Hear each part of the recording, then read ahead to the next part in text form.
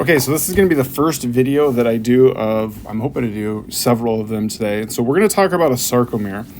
Okay, and so with the sarcomere, this is just a component of a muscle cell. It's kind of the main contractile component. And so we start out, we have our Z lines, which go from here to here.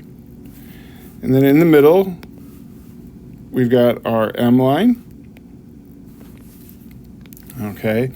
Attached to the M line, we have our myosin fibers. Okay, and these are the ones that have like the golf clubs on them. So I'm just going to put over here as myosin. And attached to the Z lines, we have our actin. Okay, and so there's our actin. Okay.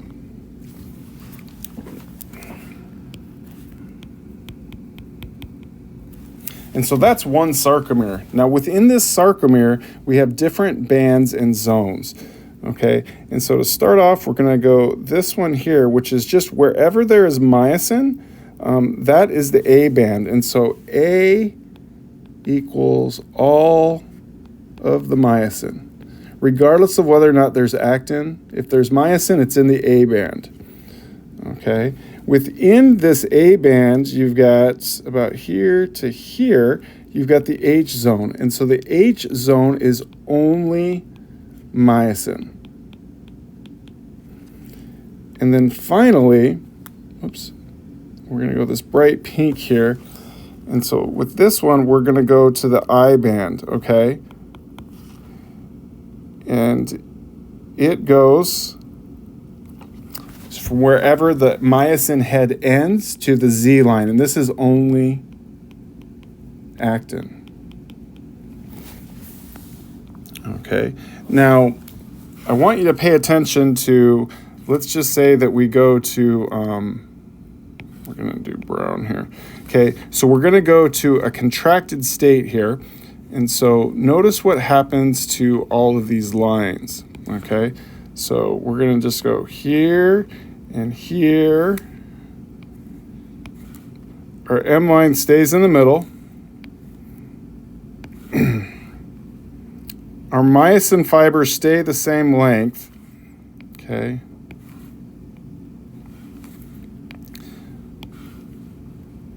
But now notice what happens to the amount of overlap. Okay, and this is a little exaggerated, but I think you'll get the idea. Going to draw that a little longer. Okay. All right.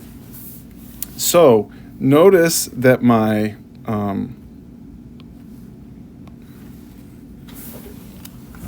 I band has gotten smaller. So it goes from here to here and here to here. So this is my I band. Okay. My A band has stayed the same length. At least it's supposed to if I drew it correctly. Okay, but my H zone has also gotten a lot smaller, so that's H right there. And so during contraction, H gets smaller.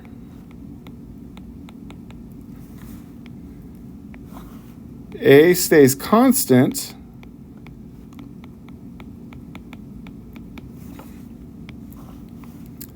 And I gets smaller as well.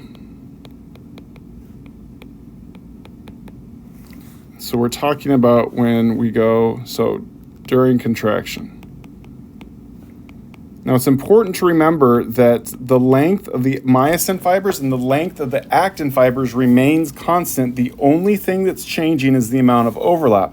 And so when we increase the amount of overlap, which is what happens during contraction, the H band or the H zone and the I band get smaller, whereas the A band, which is just wherever we have myosin, remains the same length.